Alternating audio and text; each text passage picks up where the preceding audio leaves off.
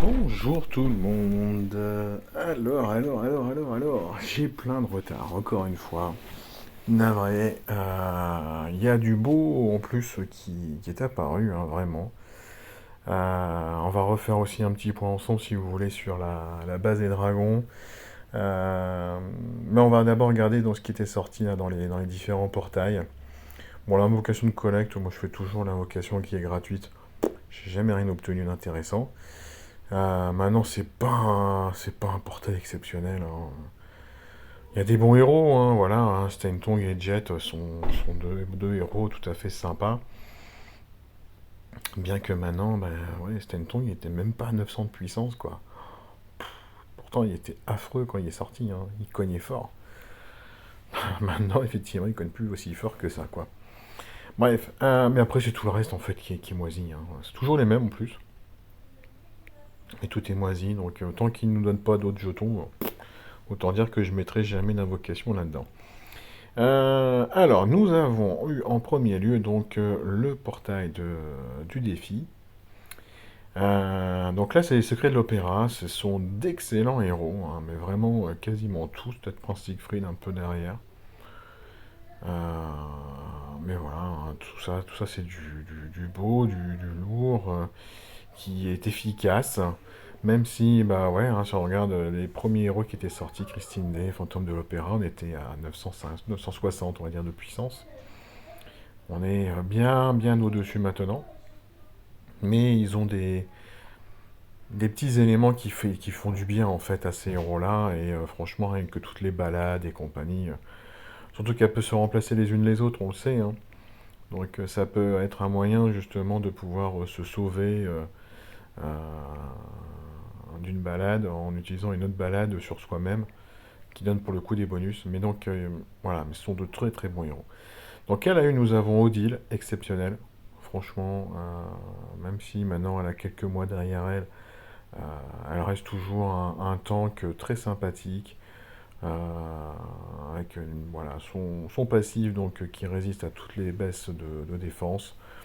Franchement, nickel. Elle est voyou. La danse est très bonne, donc tout va bien. Armand Moncharmin, donc un bon héros aussi, qui tape bah, sur tous en moyen, déjà c'est sympa. Et puis il y a un méga sbire qui est très costaud et en plus donc, qui fait endormir donc, le héros touché. Et ça donc c'est pas mal du tout. En fait l'idéal ce serait, alors, parce que comme il n'y a qu'un seul méga sbire, c'est Armand Charmin qui le récupère et c'est tout. L'idéal ce serait même limite d'en avoir deux pour pouvoir endormir tous les tours. En fait vous endormez deux héros en face. Enfin, ça pourrait taper deux fois sur le même, mais ça serait moche, mais la possibilité, on va dire, donc de pouvoir en dormir deux d'un coup. Euh, et là, ça serait très très fort. Et puis donc la petite dernière, c'est Charlotta. Alors moi personnellement, j'aime pas du tout ce design. Je le trouve vraiment un peu grossier. Elle me fait penser en fait à la fiancée de Chuck. Voilà. Donc très honnêtement, moi je le trouve franchement moche. Bon, après, donc un héros rouge, ça y est, on est à 1100 de puissance. Elle est donc sorcière. Son pouvoir d'été à la régénération, ça c'est bien pour elle. Elle fait partie donc de la famille de l'opéra, qui est un excellent bonus de famille. Voilà, comme je disais, hein, tous ces héros profitent de petits éléments en fait qui font qu'ils sont très bons et donc même les héros les plus anciens continuent à être très intéressants. Parce que même si vous en avez qu'un seul, eh ben, ils prennent déjà 5% d'attaque, 5% de défense, 5% de points de vie supplémentaires. Alors, pourquoi ne pas avoir directement mis les 5% directement dans les stats et avoir fait commencer donc ce bonus de famille à 2? On n'en sait rien. En attendant, c'est bon à prendre et puis c'est tout. Elle va résister aux effets négatifs qui touchent l'attaque, ça c'est bien. Et un deuxième passif, elle va recevoir 20% de santé à chaque fois qu'un de ses effets négatifs expire, purifié, supprimé, transféré. Bon, ça marche qu'une seule fois par tour, donc mais c'est déjà pas mal, hein. Franchement, 20% de santé. Regardez, là, à poil, sans emblème, sans limit break et compagnie, elle fait 2000 points de vie. Donc ça fait quand même déjà 400 points de vie de récupérer à chaque fois qu'il y a un de ces malus qui dégage, quoi. Au niveau de ses stats, voilà, c'est de plus en plus costaud, hein. 1153 d'attaque, 1009 de défense, 2064 points de vie. Donc très orienté attaque. Alors moi je le regrette un petit peu qu'elle soit autant orientée attaque parce que c'est un héros à mana lent. Donc c'est vrai que j'aime bien moi, tous ces héros à mana lent, j'aime bien qu'ils puissent déclencher au moins une fois. Et donc c'est bien d'avoir le maximum de défense possible et de points de vie. Alors au niveau des points de vie, on est très bien, 2000, plus de 2000 points de vie, mais la défense elle est un petit peu faiblarde. Alors après, à vous peut-être, si vous obtenez Charlotta, et que vous êtes du même avis que moi, d'orienter davantage le chemin d'emblème sur la défense, hein. Alors, balade de la condamnation. Ça augure déjà un truc magnifique, hein. On condamne l'ennemi, donc. Inflige 450% de dégâts à la cible aux ennemis proches. Alors, elle tape sur 3 à 450 en lent, ça fait pas grand chose. Mais il y a cette fameuse balade de la condamnation qui dure 3 tours sur les 3 héros touchés. Qu'est-ce qu'elle nous fait cette balade? Eh ben ça diminue par 2 la génération de mana, quoi, moins 50%. Bon, donc là c'est clair et net que vous allez galérer pour pouvoir donc déclencher les 3 héros qui vont être touchés. Une diminution de 50% de tous les soins reçus. Donc déjà le héros il s'est pris une grosse claque dans la tronche à 450%, avec les 1153 de stade d'attaque de départ, ça va faire bobo. Mais en plus, ces 3 héros, ils vont avoir du mal à soigner. Et à la fin de la danse, le danseur subit 1500 points de dégâts supplémentaires. Écoutez, c'est s'il est encore en vie, hein. Alors, c'est bien indiqué que, bien évidemment, tous les effets sont dégagés lorsque la balade de la condamnation va arriver. La danse, cette balade va immuniser à tous les nouveaux effets. Il n'y a qu'un nouvel effet de danse qui pourra dégager la balade de la condamnation. Les effets de danse ne peuvent pas être dissipés. Voilà, donc affect mana uniquement généré par les cases et celui obtenu par l'équipe de défense à la fin de tour. Tout le reste, ça ne c'est pas touché. Voilà, si vous avez un Xnolfol qui doit donner 10% de mana, il va les donner.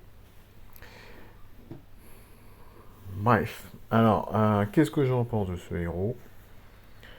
Bah,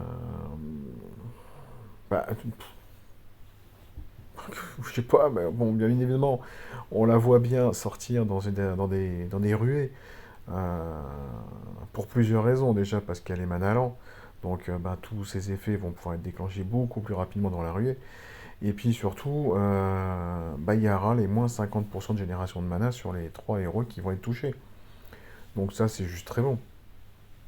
Et en plus, la personne qui vous attaquera ou qui ne pourra pas les retirer, ces effets de danse. Alors, sauf s'il en fait un lui-même. Mais je comprends. Balade de la condamnation, je comprends. Parce qu'on a Bobo, on a difficulté donc ensuite pour pouvoir déclencher des CS. On a du mal à se soigner. On est coincé avec tout ça parce qu'en plus on peut pas le dégager. Et après on prend encore 1500 points de dégâts. Bah oui, forcément, balade de la condamnation. Oui, ça semble tout à fait logique. Ça dure 3 tours. Ça va être long, c'est très long. Donc en ruée, ça va tourner en boucle en fait. Donc ça va être un très très bon héros en ruée. En dehors de la ruée, alors en booster de bonus, bah elle met pas de bonus en soi, mais par contre elle va empêcher 3 héros adverses de pouvoir prendre des bonus. Donc elle pourrait tout à fait sortir, si elle a le temps de déclencher. Donc dans ces cas-là, si vous voulez la sortir en dehors de la ruée, vous avez peut-être intérêt effectivement à l'emblémer peut-être davantage vers la défense. Alors qu'est-ce qu'il nous propose d'ailleurs comme max de défense? 1334. Et bon, ça c'est limite break à 2 et les talents jusqu'à 25, hein. Ouais, il doit y avoir moyen de faire un petit peu autrement pour pouvoir optimiser un peu plus la défense au détriment peut-être de la santé ou de l'attaque. Mais on doit pouvoir faire quelque chose qui doit pouvoir largement dépasser les 1400 de défense. Et là, je pense qu'effectivement, en booster de bonus, elle peut être utilisable. dans une défense. Vous allez bloquer 3 héros, hein. 3 héros si elle déclenche. Voilà. Le problème, c'est qu'il faut qu'elle déclenche. En tournoi sans soin, bah, oui, oui, oui, bien sûr, ouais, je pense aussi. Encore une fois, hein, pas un héros titan, par contre, clairement. Euh, Parce que ça va être beaucoup trop lent pour pouvoir la déclencher. Parce elle pourrait être intéressante hein, contre un titan pour la baisse de génération de mana du titan, si vous êtes un petit peu fragile avec vos autres héros rouges, éventuellement, mais on va dire comme ça, au moins le titan, il vous attaquera pas rapidement avec sa CS. Et puis il reprendra toujours 1500 points de dégâts, mais le problème c'est qu'il va falloir trouver toutes les tuiles rouges pour pouvoir la déclencher. Ou alors balancer des potions mana sur elle, quoi. Mais bon, c'est pas un héros à la base fait pour attaquer en titan, hein. Bref, en tout cas, un bon héros. Voilà, il y a des choses à faire avec elle, sans souci.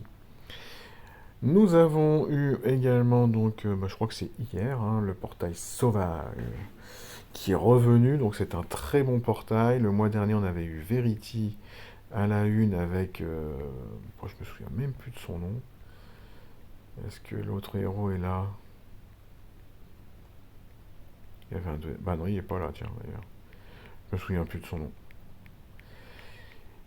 Ensuite, donc Verity à la une, qui est donc un très bon héros. Voilà. On a Gunctus, qu'on avait déjà vu aussi, qui est très bien aussi.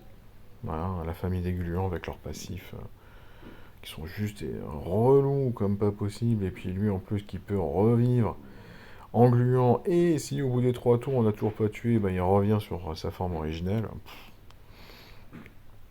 Et donc en plus nous avons donc Tamelin qui arrive.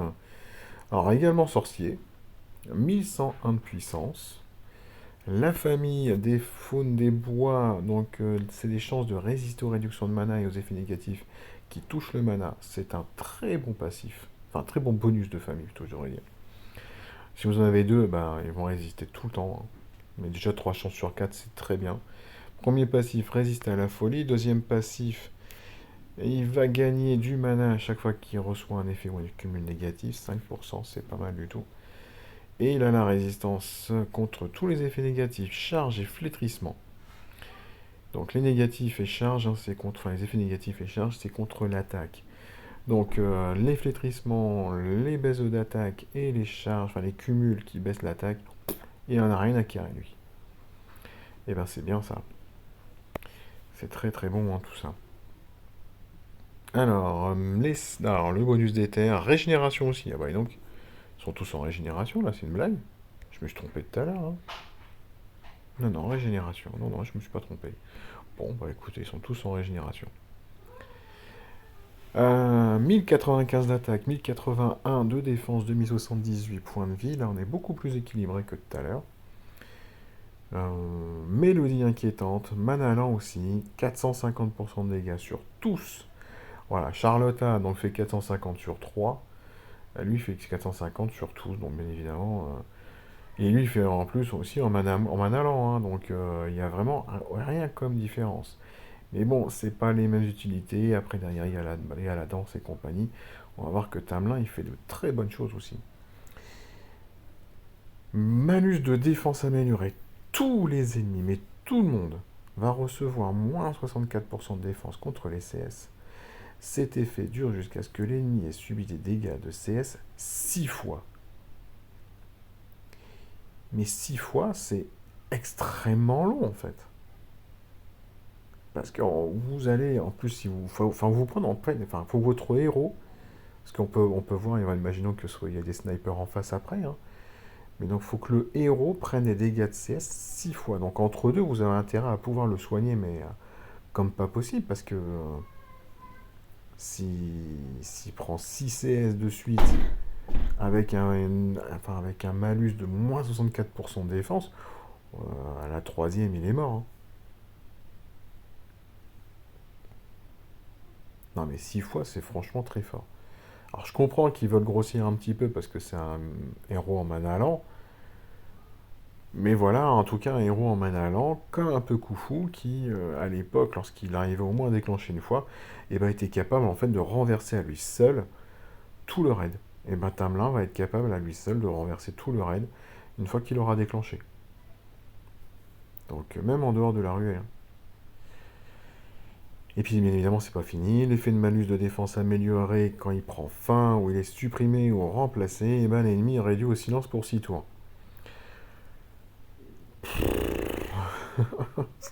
Franchement, mais en fait, il faut choisir. Vous avez soit la peste, soit le choléra. Donc, soit vous gardez le malus de défense pendant 6 tours et vous en prenez plein la tronche, et vous espérez que vos héros qui doivent vous soigner sans purifier puissent vous soigner et vous aider donc à tenir debout.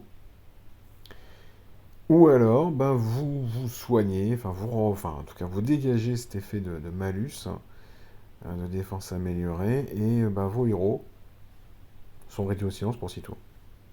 Donc ils peuvent pas balancer de CS pendant 6 tours. Voilà, donc la peste ou le choléra. Je sais pas lequel que je choisirais. En fait, si. Ce qu'il faut, c'est si vous le rencontrez dans une défense, soit vous ne le laissez pas déclencher, et vous cherchez éventuellement donc à lui le réduire au silence, ou à lui mettre une attaque irréfléchie, que vous pourriez donc charger avant lui, hein, parce que comme il est mana lent, il est pas sûr de pouvoir déclencher avant. Mais une fois que vous l'avez déclenché, ben, mis à part trouver éventuellement des héros qui résistent au silence, alors ça existe, hein, il y en a même des HOTM qui le faisaient ça à un moment. Alors, je sais que j'en ai, mais alors je ne sais plus qui. Je pense qu'il y a pas Malozzi d'ailleurs dans le lot. Il y a pas Malozzi qui fait ça. Non, c'est pas lui. Euh, Anitra peut-être. Ouais, voilà, Anitra. Donc elle résiste à ça. Mais bon, Anitra, elle est tellement faible. Regardez, Anitra, donc là, elle a plus d'emblème, peine limit break. Elle est à peine à 800, donc il y a 300 points d'écart. Après, je sais pas, il y en a d'autres qui résistent au silence, je sais plus qui exactement. Mais il y a Anitra. Non, non c'est dans les HOTM que je peux en trouver. Non, elle n'est pas HOTM, elle. Ouais, non, je sais plus. Mais bon, ça va être très très dur, hein. Très très dur. Alors en plus, Tamelin, bien évidemment, étant Manalan, on verra très très souvent dans les GDA ruées ou dans les tournois en ruée. Il va être exceptionnel dans la ruée, hein. Vous pouvez, si vous le chopez, mettez-le dans une GDA ruée en tank. Vous allez voir, hein, les gens ils vont se casser les dents sur lui s'ils n'ont pas l'occasion de pouvoir le déclencher. Oh, excusez-moi, s'ils n'ont pas le temps de déclencher des CS avant lui, hein. Donc pour pouvoir en fait le contrer, oui, des attaques irréfléchies et le réduire au silence lui, quoi. Donc des Lixiu, en plus il faut chercher en jaune, donc Lixiu, après il y a quoi? Il y a le petit ninja jaune, là, Nunchanku, qui peut déclencher éventuellement avant lui, en plus parce qu'il a pas besoin de beaucoup de tuiles pour pouvoir déclencher sa x1. Mais alors sinon, est-ce qu'en dehors de la ruée on peut l'utiliser? Moi je pense que oui, encore une fois, hein. Parce que il suffit éventuellement qu'il prenne un malus, et puis que vous arrivez à le purifier, ou voilà, hein, après par la suite, on sait jamais, mais voilà, n'importe quel malus va lui donner 5% de mana. Donc ça peut être sympa, pour pouvoir le déclencher un peu plus rapidement. Donc moi je pense qu'il est tout à fait jouable ailleurs. Alors bien évidemment, en ruée, oui. Dans les tournois sans soin, bah oui. Parce que, en clair, les héros, une fois qu'ils auront été touchés, enfin, c'est toute la team en plus, hein, c'est tout le monde, hein. Ouais, on est bien d'accord, c'est tout le monde. Une fois qu'ils auront été touchés par les malus de défense améliorés, il y a peu de chances qu'ils résistent très très longtemps, hein. Si CS dans la tronche, ils seront morts bien avant.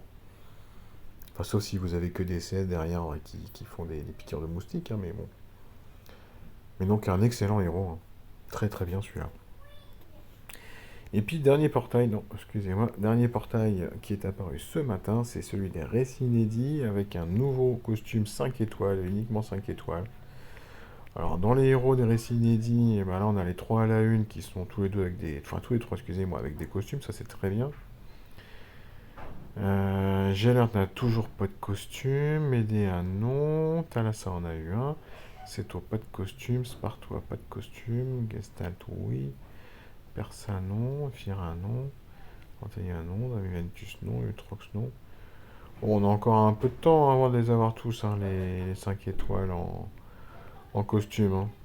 Par contre, ce qui est dommage, c'est qu'en 4 étoiles et en 3 étoiles, ils nous donnent rien. Ah, franchement,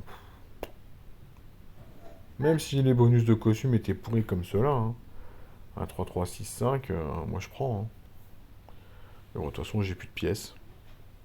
Bref, tiens d'ailleurs, est-ce qu'éventuellement ils nous auraient mis. Non, bah non. Ils ont dit qu'ils y allaient avoir un nouveau chapitre, hein, donc des récits inédits, mais le mode mortel, ils n'ont pas envie de l'ouvrir, hein. Bref, alors, la salle avec son costume, bah, qu'est-ce qui se passe? Alors, il était combattant, il passe voyou. Bon, ça va, il y perd pas trop. Le bonus de costume, bah, il n'est pas encore trop important parce que sinon il serait complètement dingue, hein. Puis je pense que pour le moment, SG a très envie que les costumes qu'on invoque soient plutôt ceux du bal costumé. Ça doit leur rapporter quand même pas mal, hein, avec les toons, hein. Alors, 1100 d'attaque, 1017, 1841. J'ai souvenir que notre petit Lassa, c'était le premier héros 5 étoiles à dépasser les 1000 points d'attaque. Ouais, mais là, il apparaît avec son costume, donc c'est dommage. Mais je me souviens un truc dans ce genre-là. Bref. Donc, là, on voit bien, hein, là, ici, on voit les stats de costume. On peut pas voir les stats sans costume. Et on voit bien, hein, que ça les booste bien, hein. 1100 alors que t'es même pas à 1000 en dessous. Donc 1100 d'attaque, 1017 de défense, 1841 points de vie. Donc toujours une défense un peu plus faiblarde. Alors quelles sont les différences? Bah, en clair, la première charge en mana rapide est clairement moins bonne qu'avant. On était à 400 et c'était 32% d'attaque pour le démon. Il fallait absorber 20%. Là, on fait un peu moins de dégâts. Il fait moins de dégâts aussi, le démon. Et puis, il a absorbé 15% pour dégager. Donc la charge 1 est vraiment moisie par rapport à avant. Par contre, la x2, enfin, c'est pas la x2, c'est la deuxième charge en mana moyen qui est effectivement un peu plus intéressante, quoi. 475 alors qu'on était à 450. Il faisait 32% de dégâts. Il a absorbé 20% de points de vie. Là, on est à 42 et 30% de points de vie. Bon, ça reste quand même un démon qui peut pas dégager avec quasiment n'importe quel soigneur. Mais le truc, c'est que comme il se fait des petits sbires sur les copains d'à côté, si vous le laissez en fait durer au moins un tour, enfin 2 tours on va dire, et ben il va commencer à y avoir 2 démons sur certains héros. Et là, bah, pour le coup, ça devient d'un seul coup un petit peu plus compliqué de soigner avec 30%. S'il y en a 2, ça fait 60%, quoi. Donc c'est un bon héros, hein, toujours. Juste que la x1 est beaucoup moins intéressante qu'avant. Mais la x2, enfin la x2, excusez-moi, la deuxième CS est bien plus forte, effectivement, et d'un seul coup, beaucoup plus pénible.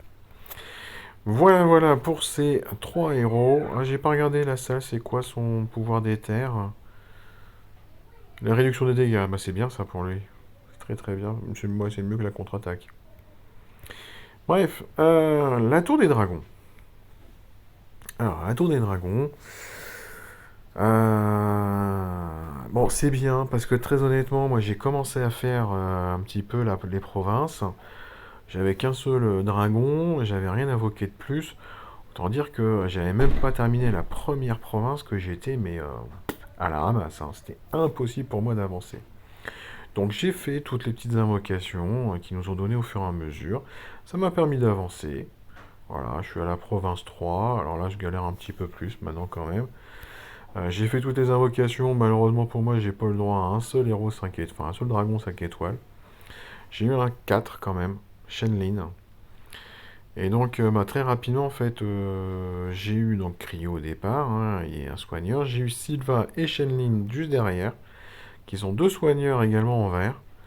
Et ben, je peux vous assurer qu'avec ces trois-là, c'est bien parce qu'ils sont tous les trois soigneurs que ça m'a permis d'avancer. Euh, Parce que j'en ai un qui est en lent et l'autre en moyen, voilà, et Cryo est en lent aussi. Donc j'ai deux soigneurs lents, hein, un soigneur moyen. Bah, je mettais les trois et ça m'a permis tranquillement d'avancer et de m'amuser sur les premières provinces.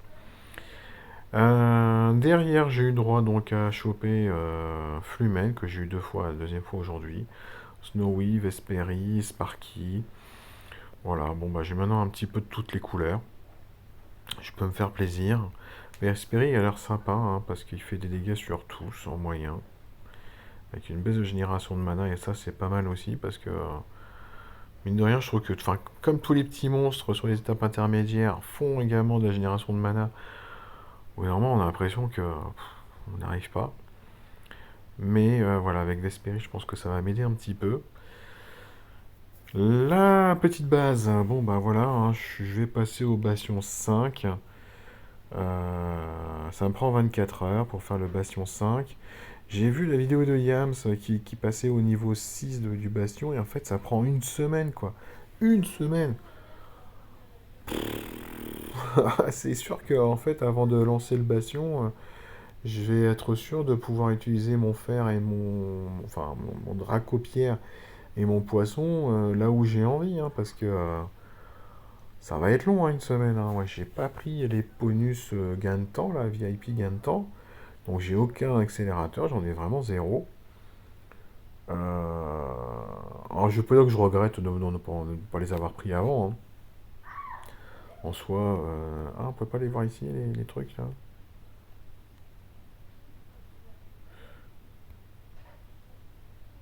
VIP. Le butin. Ah oui, c'est le butin draconique, c'est le truc qu'il y a là. Bah non, c'est pas le même. Ah, j'avais pas vu s'il y avait un deuxième truc. Ok, bon bah bref, voilà, je découvre un truc en direct. Merci beaucoup. Euh, non, il est là, hein, le bonus VIP gain de temps. Alors c'est des bonus. Voilà, moi j'ai jamais voulu le prendre, hein, parce que c'est vrai qu'il coûte pas très très cher, 3 euros pour un mois. Ça vous donne quand même donc 6 accélérateurs d'une heure x 30, ça vous en donne quand même donc 180 heures. Bah, ça permet effectivement d'aller beaucoup plus vite, hein, là, sur cette base des dragons. Mais bon, en soi, moi j'ai pas envie d'investir dans ce truc-là pour le moment. Donc ça prendra le temps que ça prendra. C'est juste que ça va être effectivement un petit peu long. Mais je vais surtout en fait arrêter de faire des recherches parce que là, par exemple, à la nursery, j'ai débloqué le truc des feux, là, des dragons feux, mais ça m'a pris 2 jours. Donc je me suis un peu bloqué ma nursery pendant 2 jours. Voilà, c'est pour ça que j'ai tout plein de poissons. Mais bah voilà, je vais pas faire les autres entraînements, hein, avant d'avoir lancé en fait le bastion numéro 6. Histoire que pendant en fait tout le temps où le bastion va se faire, et ben, je vais pouvoir utiliser mes dracopires et mes poissons pour faire des recherches ici. Voilà, là j'ai tout débloqué pour le moment, mais je vais pouvoir donc en fait tout dégager ça pendant le temps que le bastion s'améliore. On peut remarquer effectivement que ici ça se limite au niveau 10, comme la nursery. Hein. Donc la nursery, vous voyez, hein, vous allez pouvoir entraîner des dragons épiques et légendaires lorsque vous aurez fait cette recherche. Et ça se débloque au bâtiment 10. Bon, sauf que vu que le bastion 6 c'est une semaine, j'imagine que bastion 7 ça va être 2 semaines, 3 semaines et un mois pour le niveau 10. Bon, on se revoit peut-être à Noël avec mon bastion terminé, quoi. Parce que bien évidemment, tous les autres bâtiments aussi, ils prennent du temps. Hein. Là, 3 heures, ça prendra beaucoup de temps. Là, c'est une demi-journée pour passer au niveau 5. Hein. On verra tout ça, on verra tout ça. Ouais, je pourrais reprendre aussi le pass VIP classique, ça me permettrait très certainement de pouvoir travailler en double. Hein. Hop, hop, hop, hop. Voilà, hein, si je me prends ce pass VIP, je vais pouvoir certainement travailler aussi en double de l'autre côté, hein. Bon, j'ai pas envie en fait. Pour le moment, j'ai plus très envie d'investir mes quelques points Google là-dedans. Je patiente, doucement. Voilà, juste petit peu gêné de pas avoir d'autres héros également, hein. J'aimerais bien qu'il nous file un peu plus quand même de pièces là pour pouvoir invoquer. Voilà, qui continue tous les jours à nous enfiler 100 ou 200. Peut-être qu'à un moment, je vais avoir la chance de choper un 5 étoiles, qui me permettra d'accélérer certainement beaucoup plus. Euh, mais bon, le problème, c'est de tout reprendre. Alors, attention, euh, si vous souhaitez effectivement donc faire quelques invocations, que vous chopez des 4 étoiles et 5 étoiles, c'est chouette, c'est sympa et compagnie. Maintenant, ne vous focalisez pas trop sur les dragons 5 étoiles, je pense quand même. Déjà parce que vous allez être coincé, hein, il n'y a qu'à regarder les classements. Voilà, hein, les héros, les dragons 5 étoiles, ils sont bloqués au deuxième chevron, hein. Donc n'allez pas mettre trop effectivement d'objets dans ces 5 étoiles, les dragons 5 étoiles. Privilégiez très certainement les 3 étoiles et 4 étoiles qui vous permettront donc d'aller sûrement jusqu'au maximum du dragon. Et derrière, en fait, en tirer certainement donc bien plus d'effets positifs euh, que si vous investissez que dans des dragons 5 étoiles et que ben il faut y aller, il faut remettre encore des dragons traîneurs, il faut encore mettre des dragons traîneurs et compagnie, et puis vous allez peut-être pas en avoir tant que ça. Donc en fait, moi je suis un peu déçu de ne pas choper un 5 étoiles, mais d'un autre côté, je me dis au moins, je me focalise sur ce que j'ai actuellement en 3 et 4 étoiles. J'ai fait un petit peu quelques niveaux de Shenlin, j'ai fait un petit peu sur Flumen, quelques-uns sur Cryo, j'en ai fait sur Sparky, mais je vais arrêter parce que je pense que je vais vraiment préférer Vesperi. Et puis voilà, hein, et je vais doucement les améliorer, sauf que bah ouais, ça prend du temps. Là, j'ai pas grand chose, ouais, j'ai même plus assez d'œufs pour pouvoir marquer les œufs. Je dois en avoir là, hein, d'après ce que j'ai compris, on a des lots, hein. Ouais, voilà, boum, allez. Combien je peux en avoir maximum 78. Et puis on va rebalancer, hein, on va entraîner. Là, je peux aller faire du commun et atypique ici. Donc je vais faire du commun et atypique. Tac, et puis on verra si j'obtiens quelques dragons entraîneurs 2 étoiles, ça serait chouette. Bref, voilà. Donc moi je suis toujours un peu voilà, je me mets en retrait de tout ça, je l'améliore, je fais à mon rythme. Maintenant je me casse pas la tête sur cette base. Ça ira à son rythme, quoi. Bref, allez, là-dessus je vous laisse. Je vous souhaite à tous un excellent week-end et on se retrouve très bientôt. Ciao ciao.